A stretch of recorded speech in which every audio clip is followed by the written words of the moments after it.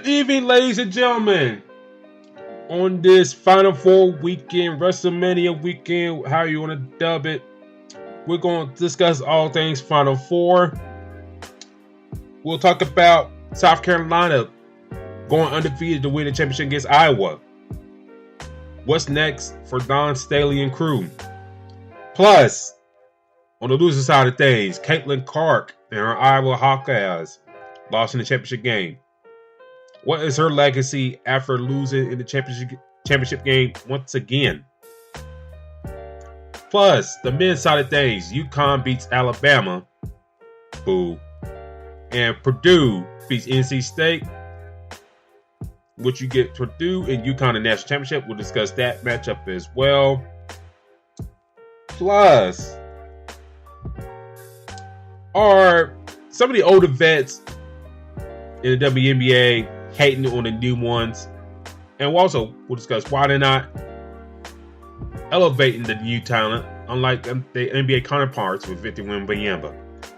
We'll discuss that and much more here on Fast Break Live on iSports Radio, your direct feed for all sports, and you're welcome to join us.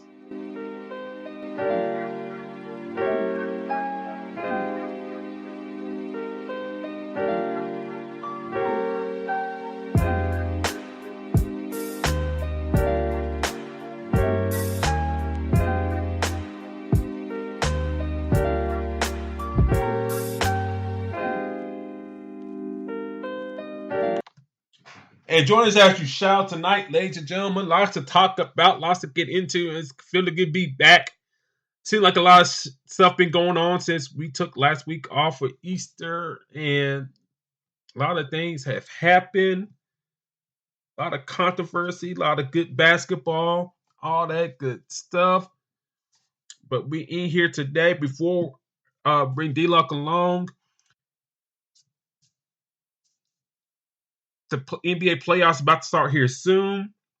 Please check out our sponsor, PlanetJerky.net. That is PlanetJerky.net for all your tastiness and jerky.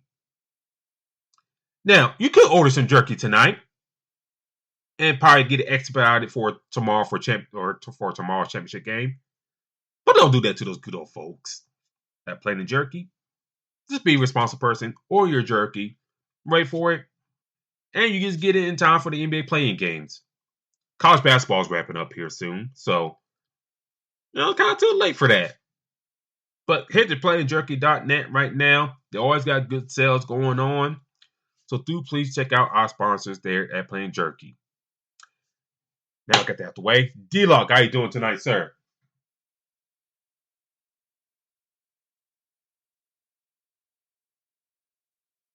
I'm doing well, man. Things are going pretty good. We just had a hella shocking game that did turn a lot of our thoughts around.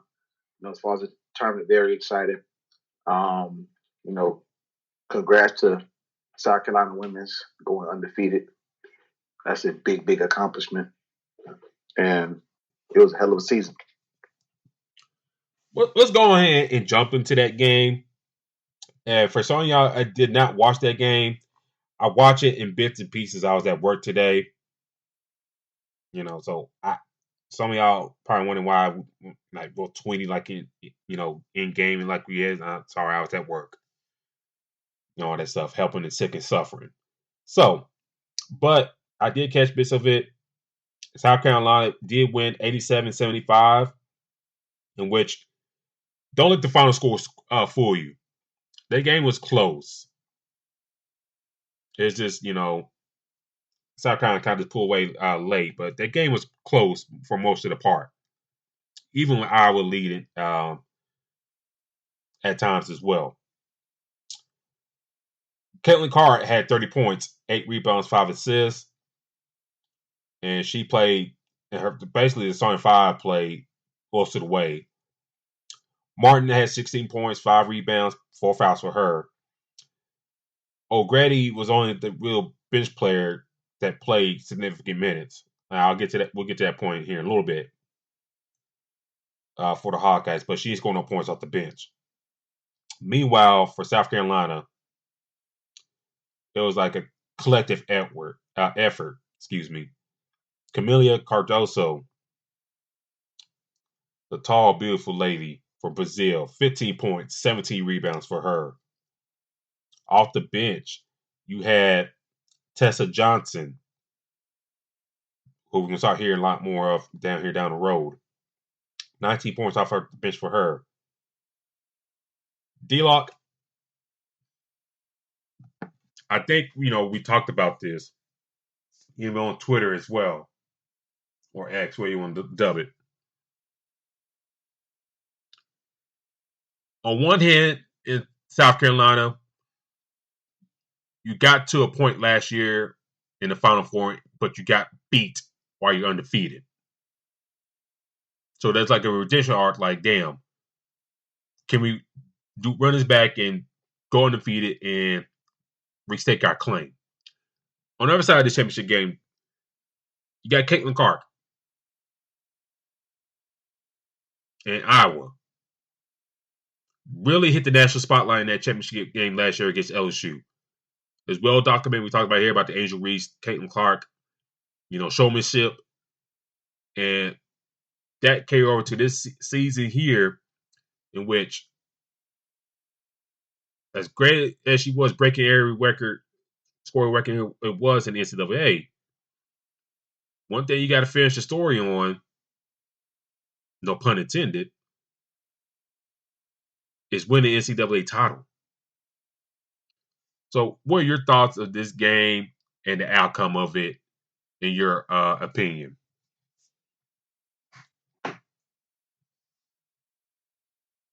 Well, I thought it was a well-fought game for the most part.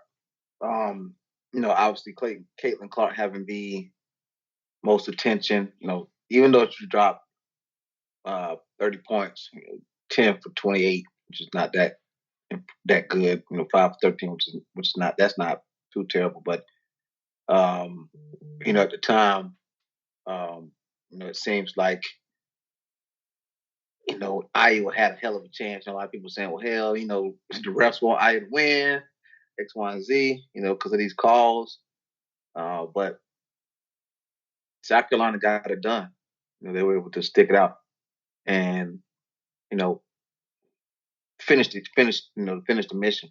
38-0 is a huge deal. And I think that, knowing how Tessa played, the freshman, she played extremely well off the bench for them, as others. But, when you bring in the energy that she brought, I mean, come on now, 7 for 11, 19 points. I mean, off the bench, that played a huge part. So I think overall, they're going to have to consider this South Carolina team as one of being one of the best teams ever, obviously. Going against a player of the caliber of Caitlin Clark. So I think it was a hell of a game. I think this is the game that many wanted to see. Yeah. I just think that this is what, everybody wanted to see. It got the ratings. People definitely wanted to see it. But, in my mind, I think UConn could have probably been as competitive, but, you have the number one team against number one team. And it was a hell of a game. I mean, I feel like, somewhat came down to the wire. Had people tuned in for the most part. But it's just, what we see from Caitlin Clark in so many places, so many games. Hell, South Carolina prepared for it, and that, like I said, that was a big deal. So for me, I think this was one of the better games we've seen. It'll go down in history as one of the better games. I love to see when they start talking about it in the future. But definitely appreciate this, this game and what it brought to the table for NCAA for college women's basketball. I think,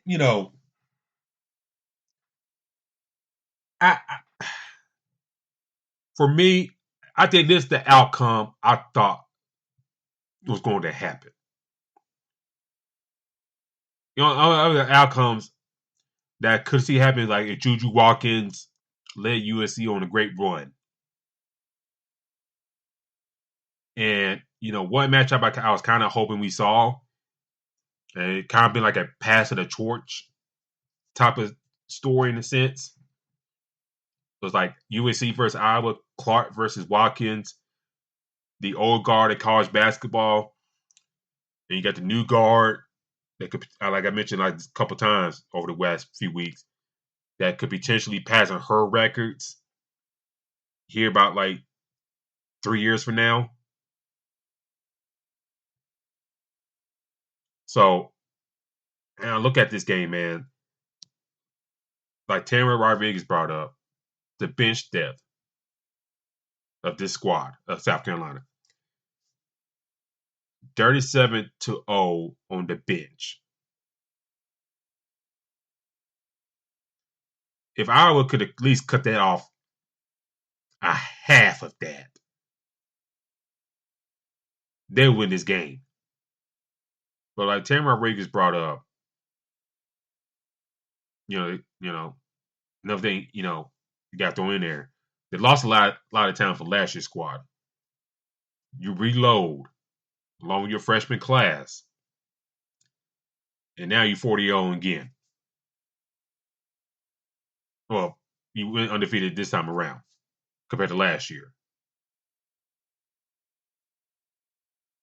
And it's probably one of the greatest women's teams ever. Up there with those UConn teams. And, the Pat Summit teams as well. It was a great game. And I think, what I alluded to on Twitter on our page at Fastbreaker IESR, South Carolina sides kind of take a toll on Iowa. Because Anna Stolke didn't. She played, but it's only like 27 minutes. And she really wasn't a factor like that. And I wonder why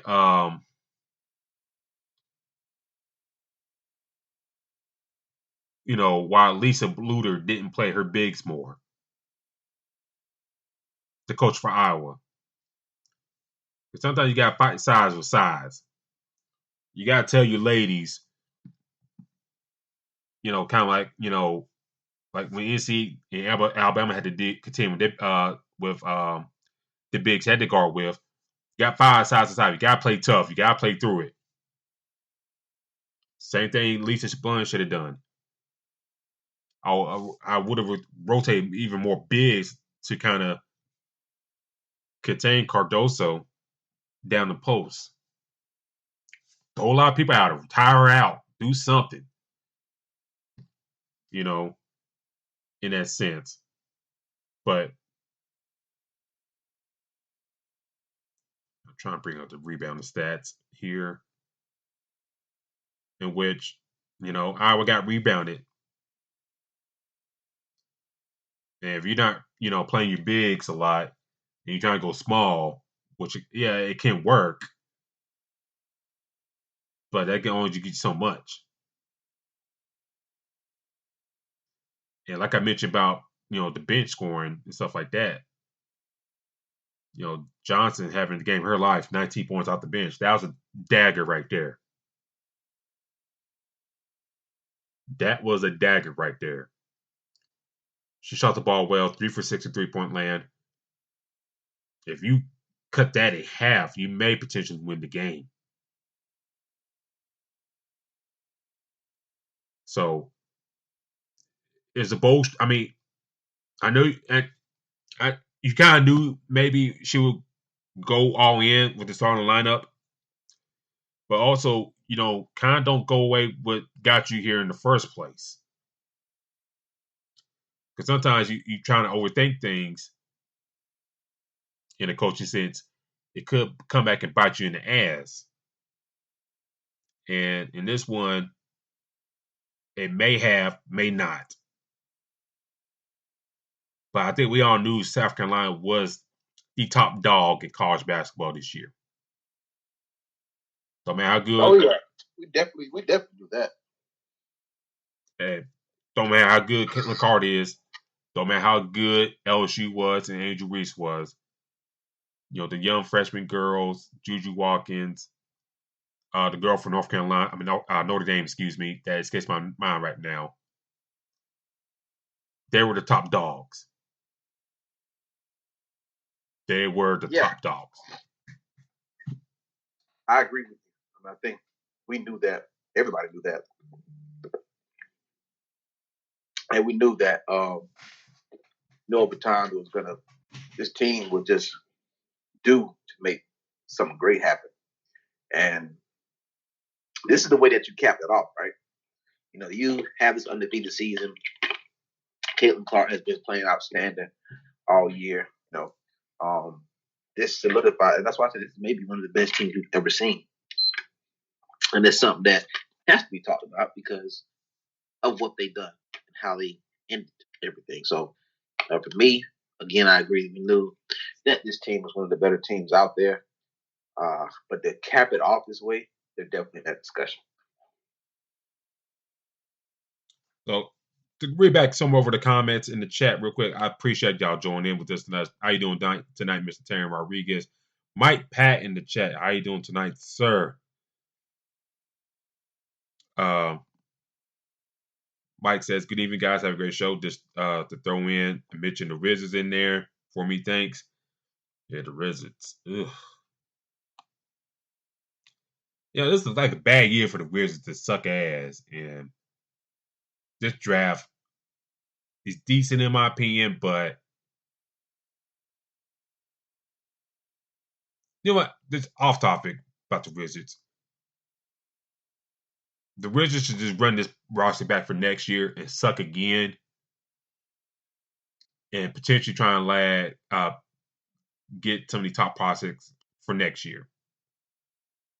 Looking at Cooper Flag and others. Just saying. But going to the chat real quick, Terrence said Camila Cardoso was so dominant for South Carolina on the gas. That's where the Iowas beat the most. I definitely agree with you there.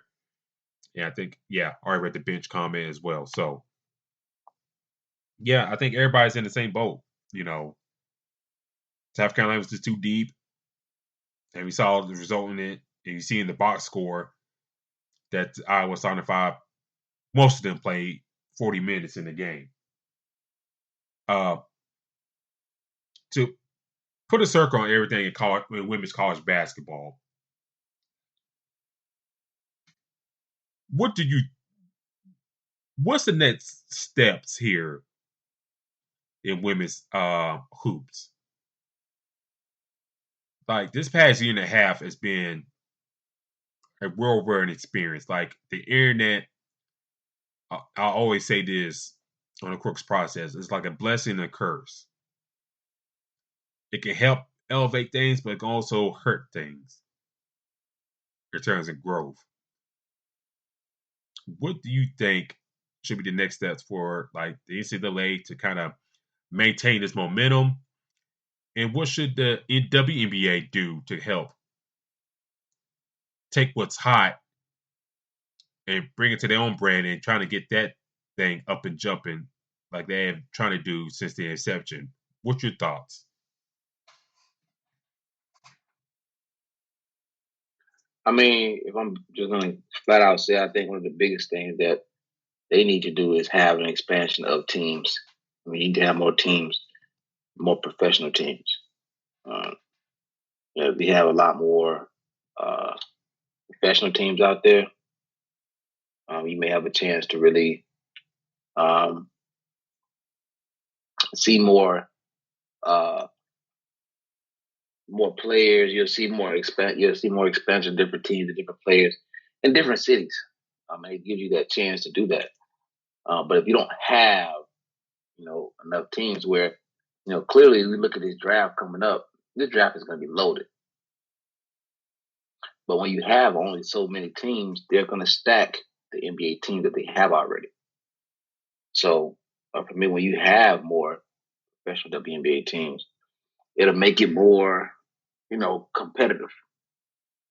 So it and I think with the tournament alone is going to grab a lot of attention, as you can see. I mean, You see one of the greatest shooters ever go against one of the best teams ever. So now, you want to kind of push that towards.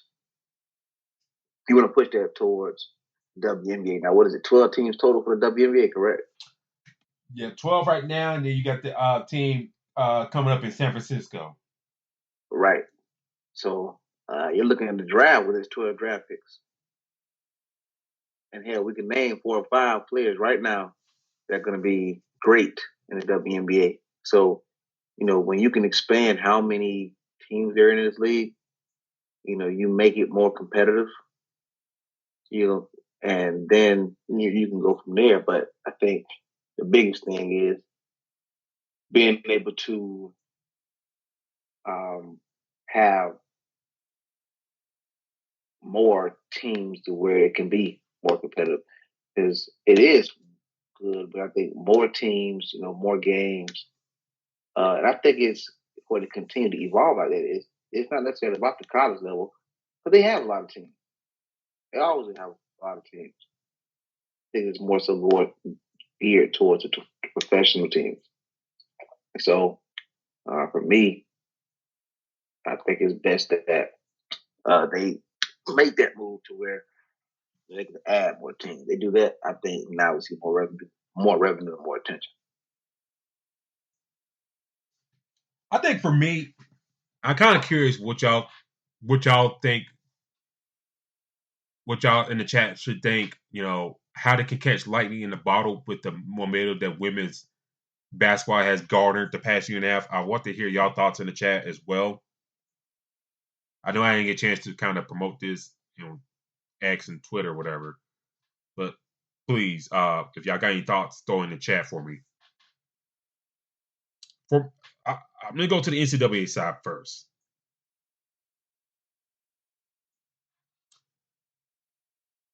You kind of saw what y'all did with Caitlin Clark and hyping her up on all that stuff. I think you got a template. And let's just agree, Angel Reese, even though you could have promoted her more as well and could have got more draws from her as well, and LSU as well.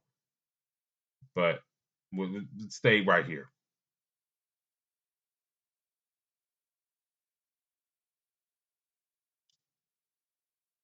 I got these names here. Juju Watkins, Melisha Fulali, Raven Johnson, Hannah Hidalgo, the girl from Notre Dame, Michaela Williams, Hannah Stolsky, Madison Booker. And you throw in Tessa Johnson out of South Carolina. Those names right there, the NCAA and the WNBA to a lesser degree, they got to start getting the hype machine on them right now. These ladies going to be in school next 3 or 4 years.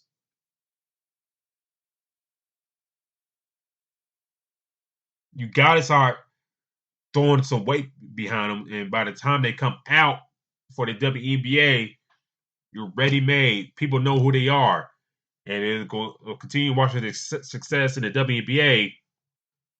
You get to watch them in the WNBA.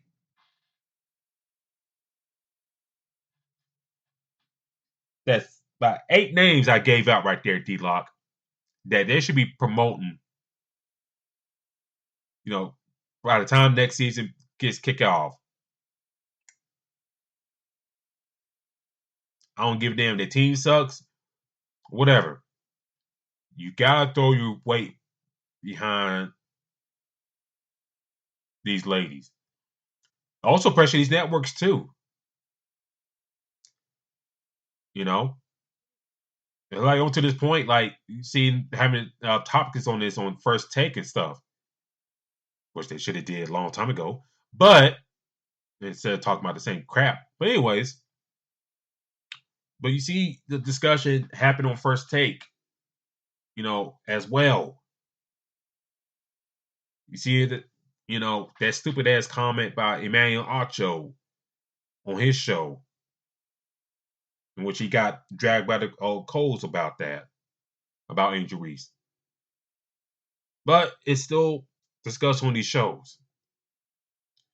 So if that part happens there, it can translate well for the other part here in the WNBA. And like you alluded to, you got the San Francisco team coming up here, not next year, but next year coming up. You shouldn't stop there.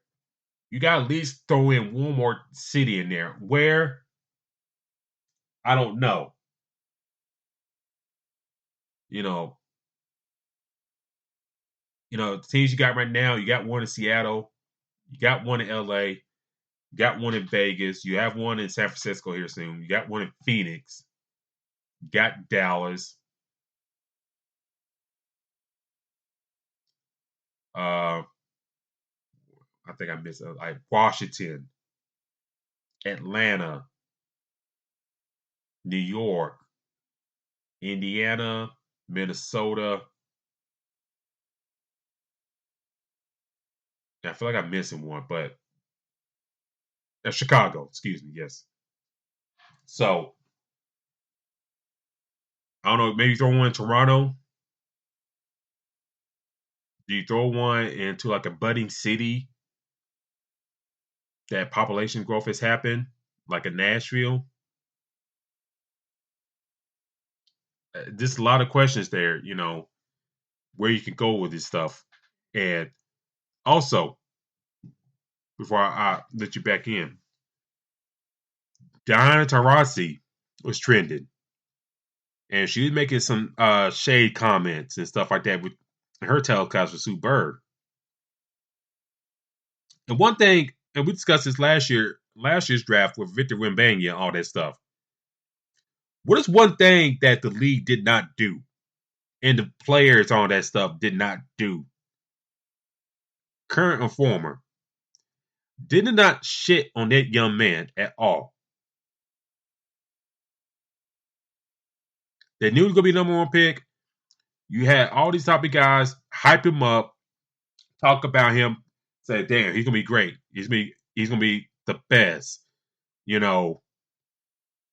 Yada, yada, yada. You saw the machine of everybody at ESPN hyping up the greatest number one pick of all time.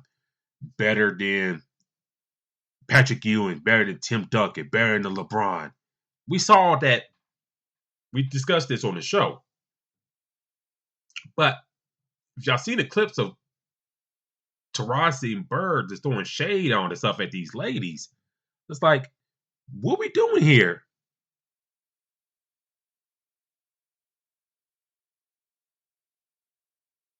Like, these WNBA players always crying about compensation, fair pay, all this stuff. And you got the golden goose, or maybe a couple golden goose coming into this league, and you shit on them, we have a problem. Excuse my language. Saying, well, when they get here, we're gonna break them. What kind of shit is this? Right. Like, how are you going to grow in this? Trying to cry them on to grow this league, and then you got this cash cow. This girl plays at Iowa, broke all these records, bring all these ratings. She's not the only one, but you get my point. And potentially to help draw in revenue for you and your league. And you shitting on her? You gonna try and break her down? Come on now. And Taurasi got drug of the month today. And Taurasi has a history of being a bully. Some of y'all don't know. Her and Skylar Diggins did not get along in Phoenix. It's more to the case that bullying was involved. And Skylar Diggins is like a person at WNBA kind of screwed the pooch on that they could have used to elevate in the league. But the WNBA is going to get this right, D-Lock. You gotta tell some of those old horses that, hey, we potentially got a new revenue stream coming in, new marketability, more revenue, more money in your pockets, yada yada yada. I can't have y'all old birds, no pun intended, messing this up for us. That's what I would say. So next time you speak on these girls, if I was Commissioner D-Lock, I'll say, if all these girls, Right. I'll speak to these girls, say, hey, next time you speak about these young ladies, big them up. I mean, you got to. I mean, the thing about it is, you don't, especially where the WNBA is, we see a lot of. Let's look at the Isaiah Houston and Michael Jordan situation. These cats been going at it back and forth for years. Yes. They continue to go at it back and forth. A lot of times we talk about it don't need to be talked about now. It's moved on, but we're talking about the NBA. So many different players, so many stars. They've already been established. So I say to say, these players, like Dion and all these other players that are doing the bashing, this league is still trying to get a great. This league is still trying to build a very solid foundation. And when you continue to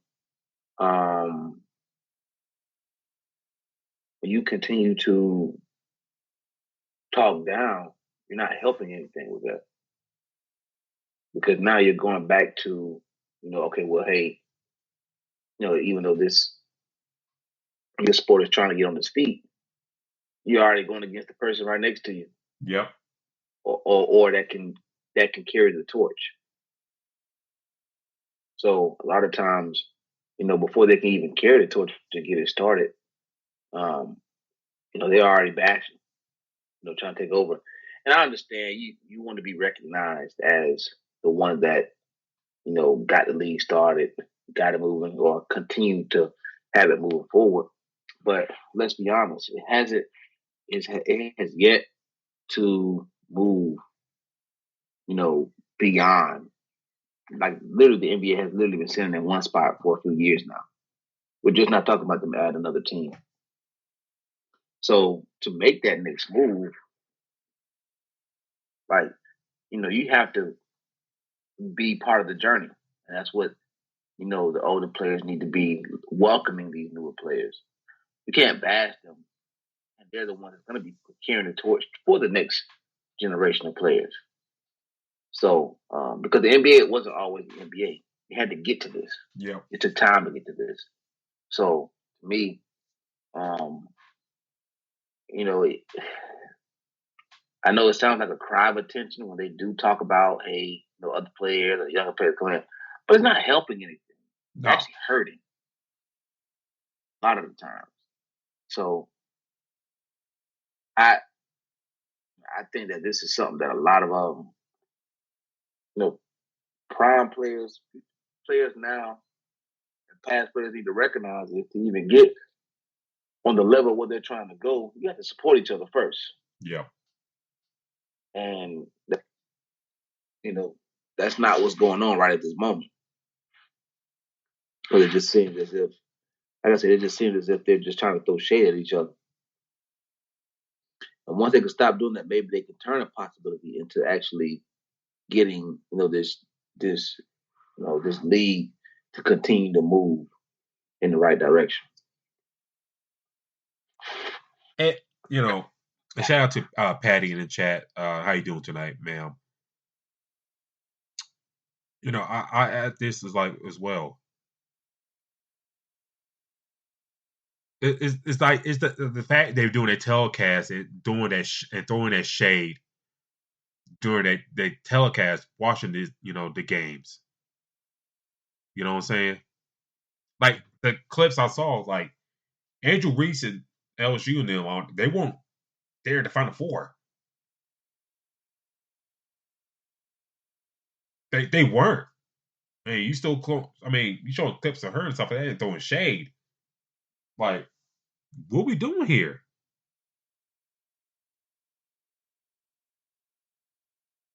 And it's just like you got popularity coming to your league this upcoming year. And another thing the WNBA should do and should consider really doing, get out the summer schedule and move into the winter along with the NBA. I don't know why they play this stuff in the summer. Black Sports Online brought this idea up, which makes sense. Like high school, men's and boys play same time. College, same thing. But you get to the WNBA and all that stuff. And I understand these women go overseas to get their money to compensate things, but sometimes you gotta make sacrifices to get to where you need to go. And these ladies, I mean, you gotta tell these ladies, hey, I know some of y'all get your money overseas and stuff like that, Russia, Europe, or whatever. But if we're gonna make this thing work, some sacrifices gotta be made to get to the greater good.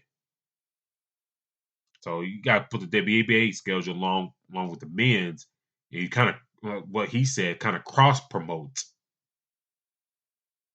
So if you got Caitlin Clark and the Indiana Fever playing at home against the Liberty, you could do a double header and then do like a double header if the Pacers are out of town playing against the Phoenix Suns.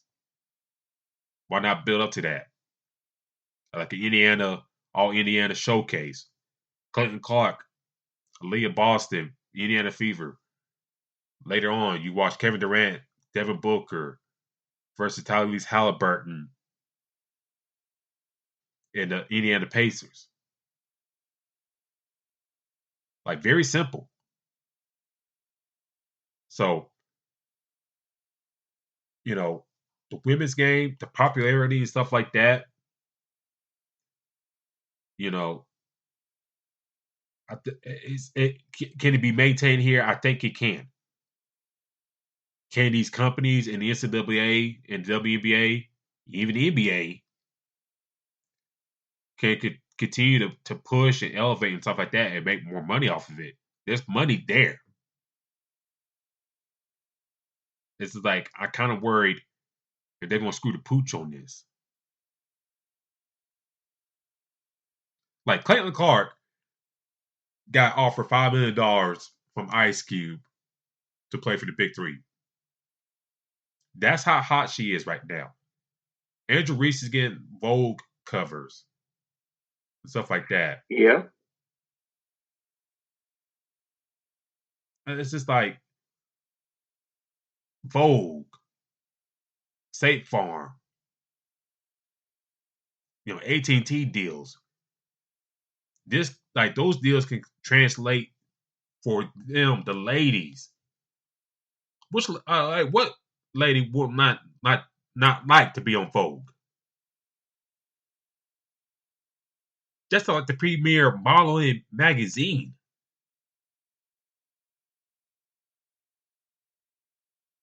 The Vogue sees the success of Angel Reese and that right there. It's like, okay, hey, Skylar Diggins, would y'all like to be on the cover and promote it through the NBA season? Sure.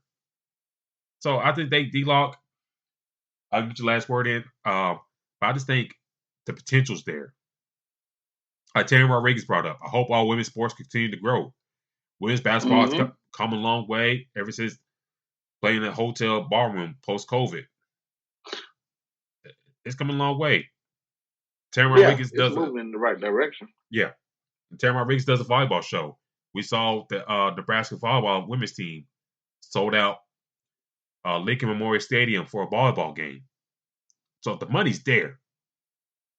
It's just like, can these men in these high positions capitalize on it? I'll let you have the last word.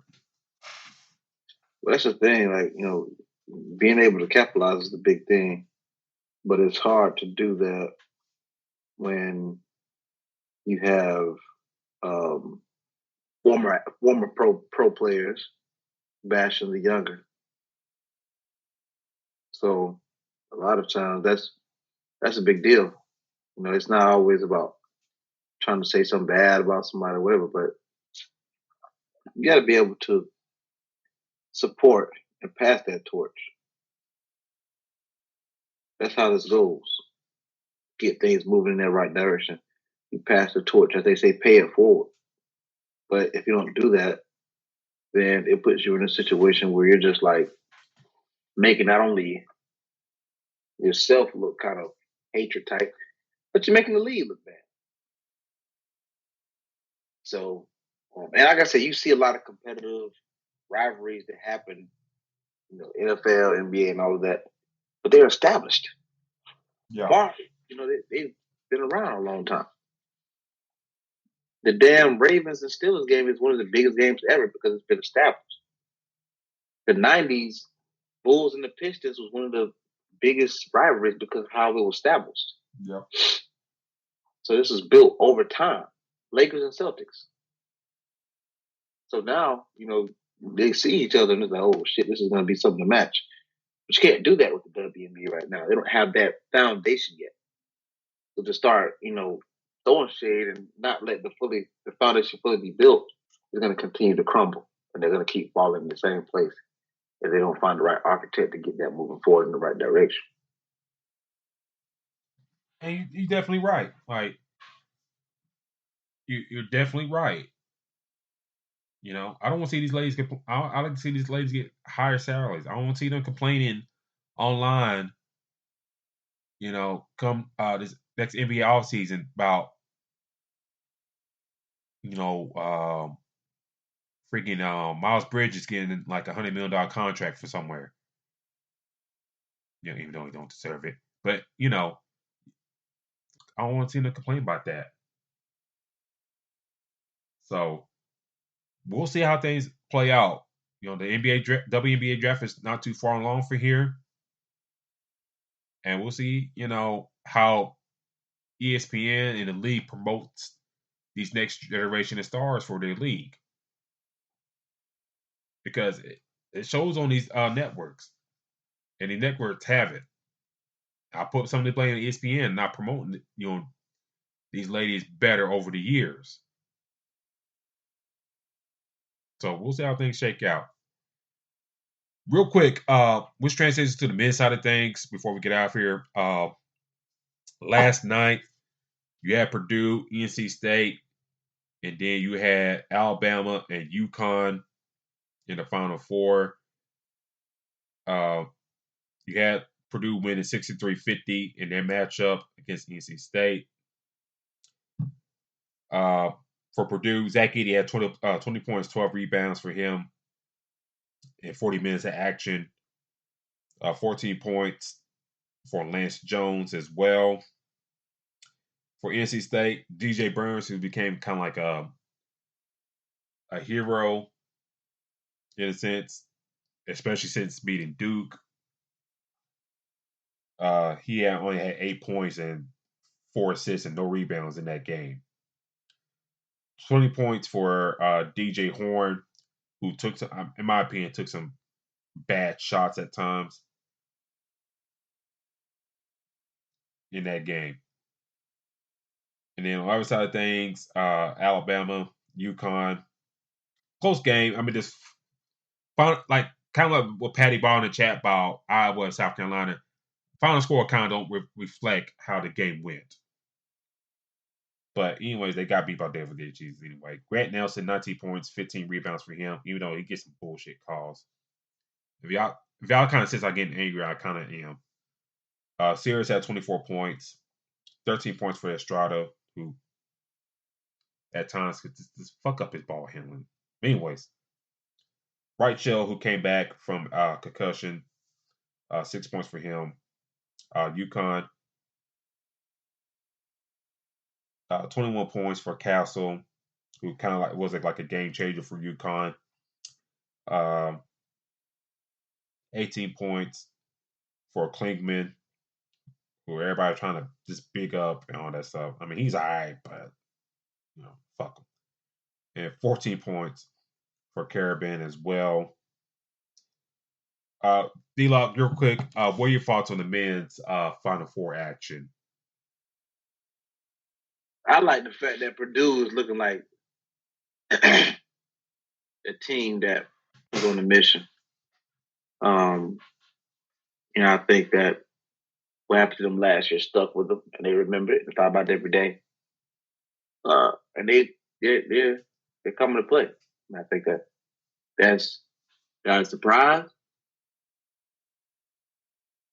I think with that you know that okay, cool. NC State are playing pretty well, but we're the number one team in the nation, and we can dominate and move forward. So for me, I think that Purdue is going to be a hard team to stop. I think Alabama played decent. But I don't think that they can match with UConn and what they have been doing and what they've been doing. Remember, we talked about it before. We thought that bracket was going to be pretty simple for them. Yeah. So, a couple of upsets. I still think that Alabama brought some pressure. Applied it to them to make them work for this win. But I felt like Alabama was just a better team. And now it just down to the last two. And the revenge. Shout out to Coach Elliott, the Purdue men's track and field head coach, who I seen a couple of weeks ago, who was my former Tennessee coach, and he was telling me a story just about his men's team. And how they got the psychology and make sure their minds was right, and they're ready to go. So they're playing extremely well. And I think like this game is going to be one to watch. What we've seen last year from Purdue, and what UConn continuously does. This is going to be one that could be one that we remember for a long time. So I'm very interested to see how this plays out. I think this is going to be a tight one as well. So who you got winning Monday's matchup between Purdue and Connecticut?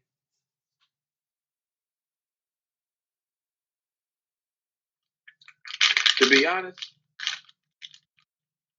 I know what UConn brings to the table. They always a team that is very competitive, does a lot. But I think Purdue takes this one, man. I mean, I think they're hot right now. They're coming from in a big situation where they know how the season went. They're motivated. They look like the team that is super hot. UConn obviously is a big time favorite. I think Purdue takes this, man. I mean, in my mind, and I think that they are ready. I think this is their year. This is a story that they're going to tell to their kids and their grandkids. Real quick for me, for the Final Four, just review that. Great runs by Alabama and NC State. For NC State, for that coach, let me pull it up. For that coach, Kevin Keats, for him to have the run he had in ACC tournament, which included that kicked off a contract extension for him, and he was kind of one of those coaches that was probably in the bubble of getting let go. And since his run, he kind of saved his ass in the coaching ranks, and he made the best of it. And I know NC State didn't win the championship, or didn't make it to the championship, but I think them beating Duke, getting there, I think it's all satisfying right there. They didn't get there, but it's kind of like North Carolina fans a couple years ago beating Duke to send Mike Krzyzewski out the door, and I don't think they get two shits by winning the championship. I mean, I'm sure they did, but them beating Duke and sending Coach K out the door was like satisfying to them. On the other side of things, I'm proud as an Alabama fan. I'm proud of this squad. I've been on this earth for 36 years. My dad been on this earth for about 62. My dad been on this earth for 62 years. This is the first time Alabama's got to the Final Four in his year's existence. This is how tough is like how programs get here. If y'all really, really think about it, it is tough for these programs to get back to the Final Four. So if you're a UConn fan right now with Coach Hurley, relish his time because you may never see something like this again in your lifetime. Me, and my dad were watching this game. Granted, they lost. We always kind of wait for this moment as Alabama basketball fans. And it sucks, then they make it to the championship game, but just kind of like, damn, we finally got here. We know what it's like. Let's hope we get there again. And I think with Coach Oates and his contract extension and the recruiting class coming in, it's a good possibility. But to transition to Monday's game, I think Purdue continues with their redemption arc. It's going to be a tough game. No bones about it. It's going to be a tough game, but it's going to be run down low. And I think Zach Giddey, he got to put his big boy pants on against UConn down low. But I mean Purdue for the win, to win out the championship and complete their redemption arc from last year, going out in the first round like they did. Any final thoughts?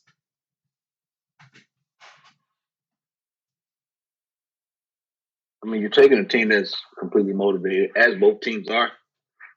I just think that, now you're taking a team that knows what it felt like to get put out, had the expectations, and to lose.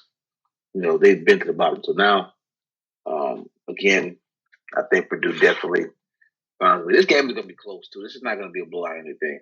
This game is definitely going to be close. It's going to come to the bottom. Who wants the more. But Purdue, I think they definitely prevail and get a victory. So me and you both got Purdue to win the national championship for Matt Painter and his squad.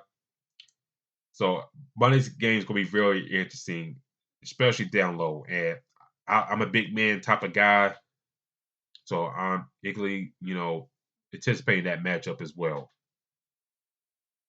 So thank you for tuning in with us tonight, ladies and gentlemen. We got a show right behind us, and which will be, I'm pulling up right now. Give me just a second.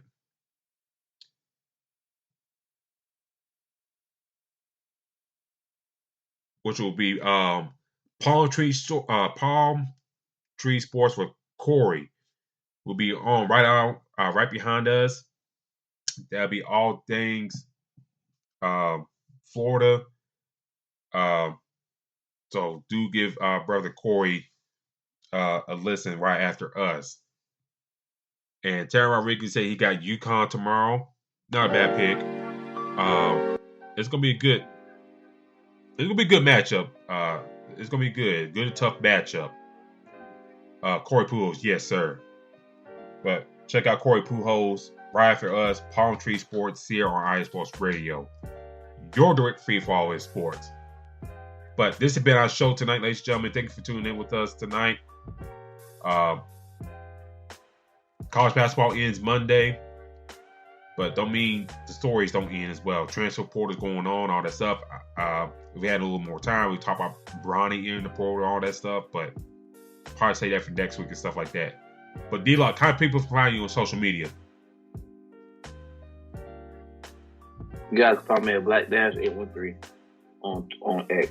Let them know they can find you on the show's page.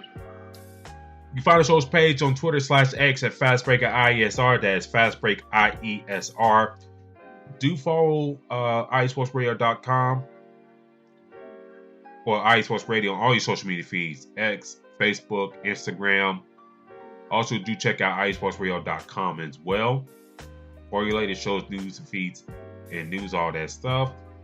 The NFL draft is not too far away, so do check out iSportsRadio.com for showtimes for talk about the NFL draft and all that. A lot of shows on the network here for iSports Radio. So do give everybody a great listen. And a lot of great men and women do a great job behind the scenes to make great content for all of you. I do know a show. Take it back. I do have an exercise Twitter account, Spawn4288. That's Spawn4288. I do know a show on the side called The Crooks Process. You can follow the show on Instagram, Facebook, and TikTok. I remember how long TikTok will last. But do follow me on those platforms. I haven't posted a new episode up, but I am working on an Alabama men's basketball one.